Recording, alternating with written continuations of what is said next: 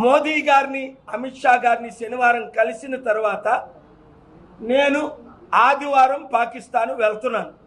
అరే అక్కడికి ఎందుకే పాలన్నా, మనోళ్ళు పాకిస్తాన్ మీద బాంబులేస్తున్నారు, నువ్వు అక్కడికి పోతే ఆగమైతావు కాదే అంటే నువ్వు చెప్పి తినేటోనివి కాదాయే. నేను ఆ యుద్ధాన్ని ఆపినా ఈ యుద్ధాన్ని అడ్డుకున్నా అని ఉల్టా మాకే చెప్తావు.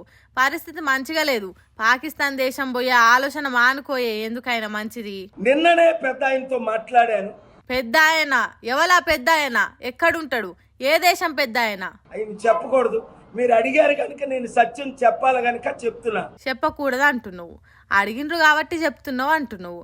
ఏం మాట్లాడుతున్నావో నీకైనా అర్థమవుతున్నదా అనే పాలన్న? సరే గాని ఆఖరికి ఏమంటావు? పాకిస్తాన్ యుద్ధం ఆపడానికి అన్ని ప్రయత్నాల్లో ఉన్నాను. అరే మళ్ళా అదే మాట అంటావు, వద్దంటీరవా? మనోళ్ళు బాంబులేస్తున్నారు, పాకిస్తాన్ దేశపోళ్ళే తట్టా బుట్ట చదురుకొని వేరే దేశాలకు వెళ్ళిపోతున్నారట. ఆ సొంటిది నువ్వు వాడికి పోయి యుద్ధం ఆపుతా అంటవేందే పాలన్న? షాదస్తమ్మొగడు చెప్తే ఈనడు, గిచ్చితే ఏడుస్తాడు అన్నట్టు నువ్వు ఒకళ్ళు చెప్తే ఈనవు, నీ మంకు పట్టు నీదే అన్నట్టుంటావు. ఇగో గిట్లున్నది కేయపాల్ పాకిస్తాన్ పోయి యుద్ధాన్ని ఆపే ముచ్చట్లు. మరి నిజంగానే ఆపుతాడో లేకుంటే దానంతట అదే యుద్ధం ఆగిపోతే నేనే ఆపిన చూడుండ్రని తన ఖాతాలు వేసుకుంటాడో ఎవరికి తెలియదు. అంత పాల్ మహిమ.